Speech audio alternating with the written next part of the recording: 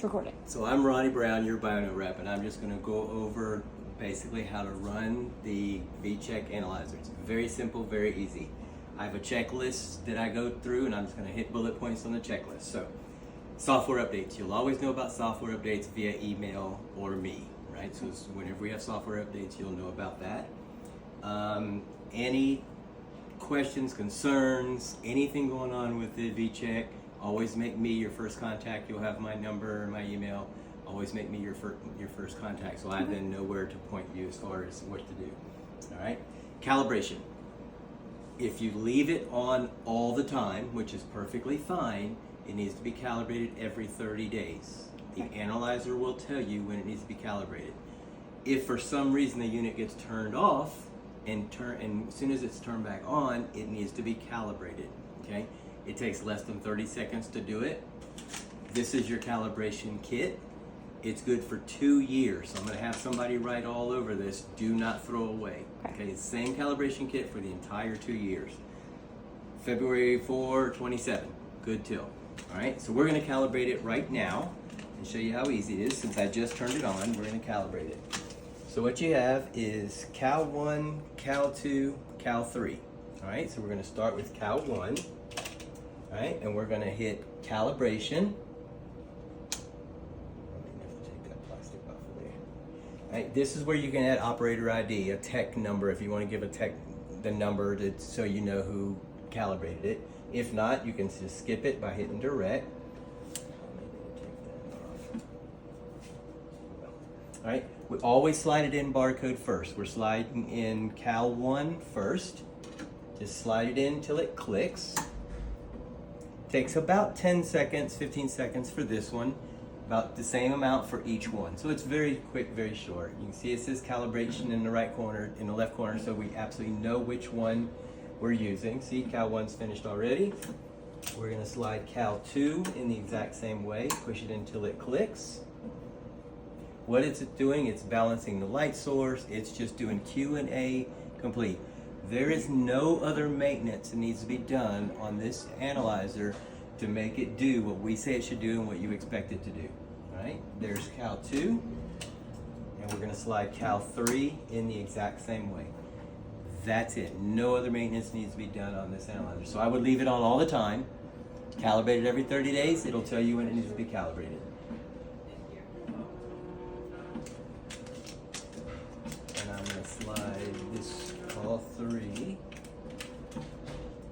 back in here. And they need to live in the pouch for Yes, moisture and yeah, just for moisture light. sakes, Okay. but they do not need to be refrigerated. All right, so I'm going to put it in here. I'm going to seal it back up, and for right now, I'm going to put it right there. Okay. Perfect. It prints out the top, lets you know everything went fine. Okay, no real reason to keep that. So we hit OK. We know what test you ordered. You have CPLs, FPL, and a couple in your refrigerator. Thank you very much. Tubes. You can use an SST tube, a tiger top, on everything other than hormones. Okay. Besides that, I would use red top with no additives or white top. Red or white. Okay. Yep, red or white, no additives, and then a tiger top with everything but hormone. Okay. Okay.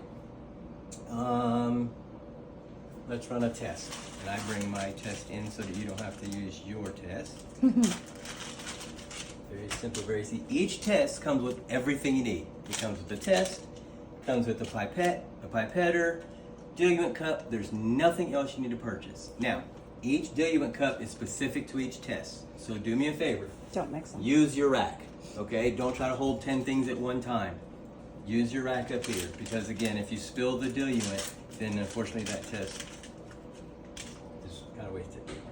All right, so first thing we're gonna do is we're gonna run a test. And I have an FPL in my hand. I believe this test is a 5-minute test. So the way to run a test is we're gonna hit standard test. You can add operator ID again, patient ID, and an order number. Any information you wanna add in there is perfectly fine. If you just wanna skip it, hit direct. All right, again, always barcode first. Now this is the important part. We always want the analyzer to read the test before we add our sample. So I'm doing this and I have not added my sample yet. Okay, we wanted to slide it in. The reason for it is we don't want you to put your sample on the test strip, slide it in, for some reason that test is bad. Either been already used and we didn't know it, is out of date. So we always want that. This step takes about 10-15 seconds. We even know what test we're running, so there's no mistakes on that. All right, so I'm preparing my sample. See, it even tells you instructions here. Sample, add to diluent, mix it a few times, add it to test, hit start, walk away. There's nothing else that needs to be done. It'll even, there'll be a clock right here to let you know how long the test is taking. Let's say you get antsy and you come back and go, oh, I got 3 more minutes. Go do something, come back. No problem, because when it's finished, it'll slide the test like right here. Make sure you throw it away, and it'll print right out of the top. Okay. All right, nothing else you have to do. So your instructions are here.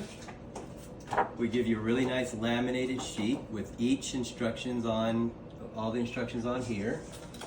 We give you another quick guide. This guide tells you just about every information you need, whether it's cat or dog, sample, which is all serum, if they need to be refrigerated, how long the test takes, and then your ranges are right here. So it's really good to keep here.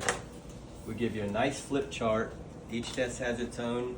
This is really good for educational purposes for the client and for the tech, so really good information here. And then there's a manual. Okay, so I'm gonna keep all that right here, and then you guys can figure out where you want to put it after that.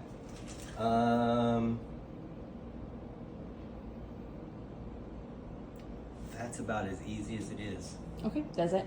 All right.